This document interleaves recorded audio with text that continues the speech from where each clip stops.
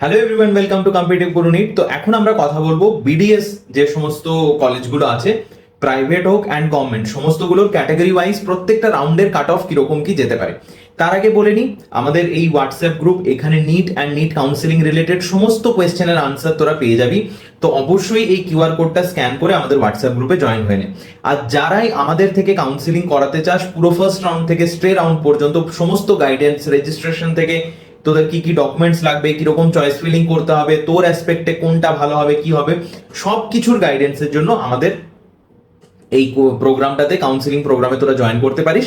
Join করার জন্য এই যে দেওয়া আছে যে নাম্বারে, সেই নাম্বারে তোরা হোয়াটসঅ্যাপ অর কল করে কথা বলতে পারিস। ওকে, নেক্সট এবার চলে আসি, ফার্স্টে চলে আসি গভর্নমেন্ট ডেন্টাল কলেজগুলো। গভর্নমেন্ট ডেন্টাল কলেজে ইউআর ক্যাটাগরি রাউন্ড ওয়ানে যেটা র্যাঙ্ক, ক্লোজিং র্যাঙ্ক যেতে চলেছে সেটা হচ্ছে 60,000, ওবিসির জন্য 62,000, ইডব্লিউএস এর জন্য 1,40,000, এসসি ক্যাটাগরি স্টুডেন্টদের জন্য 2 লাখ অ্যান্ড এসটি ক্যাটাগরি স্টুডেন্টদের জন্য 6,40,000-এর মতো।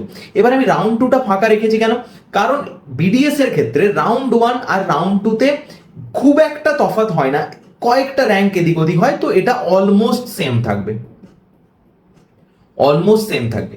যে চেঞ্জটা হবে, সেই চেঞ্জটা কোথায় হবে? চেঞ্জটা হবে রাউন্ড 3-তে। রাউন্ড 3-তে প্রত্যেক বছরের ডেটাও তোরা দেখতে পারিস, রাউন্ড 3-তে অলমোস্ট 5,000 মতো র্যাঙ্ক কিন্তু ইনক্রিজ করবে ইউআর ক্যাটাগরিদের জন্য। এখানে প্রায় 6 থেকে 7,000, মানে এটা দাঁড়াচ্ছে ইউআরদের জন্য 67,000, ওবিসি ক্যাটাগরিদের জন্য 69,000, ইডব্লিউএস ক্যাটাগরিদের জন্য 1,80,000, এসসি ক্যাটাগরি স্টুডেন্টদের জন্য 2,40,000 অ্যান্ড এসটি ক্যাটাগরি স্টুডেন্টদের জন্য প্রায় 7 লাখ পর্যন্ত কিন্তু র্যাঙ্কটা যেতে চলেছে। ওকে, এবার চলে আসে সেমি গভর্নমেন্ট ডেন্টাল কলেজগুলোর জন্য। রাউন্ড 1-এ ইউআর ক্যাটাগরির যে র্যাঙ্ক যেতে চলেছে 1,20,000, ওবিসির 1,40,000, ইডব্লিউএস 3.5 লাখ, এসসি ক্যাটাগরির জন্য 3.5 লাখ অ্যান্ড এসটি ক্যাটাগরির জন্য প্রায় 10 লাখের মতো র্যাঙ্ক যেতে চলেছে। এখানেও রাউন্ড 2-তে অলমোস্ট সেম থাকতে চলেছে র্যাঙ্কগুলো। রাউন্ড 2-তে বিশেষ কিছু চেঞ্জ কিন্তু ডেন্টালে হবে না, একটু র্যাঙ্ক বাড়বে, বাট সেটা নট সিগনিফিক্যান্ট এনাফ। যে চেঞ্জটা মেনলি দেখতে পাবি সেটা দেখতে পাবি তোরা রাউন্ড 3-তে। রাউন্ড 3-তে ইউআর ক্যাটাগরির জন্য 1.5 লাখ র্যাঙ্ক যেতে চলেছে, ওবিসি ক্যাটাগরির জন্য 1,80,000, ইডব্লিউএস এর জন্য 4,40,000, এসসি ক্যাটাগরির জন্য 4,30,000। এইখানে একটা মজার জিনিস, মানে খুব একটা আনইউজুয়াল জিনিস তোরা দেখতে পাবি যে এসসি ক্যাটাগরির র্যাঙ্ক কিন্তু ইডব্লিউএস এর চেয়ে বেশি, মানে মার্কসটা বেশি, র্যাঙ্কটা কম।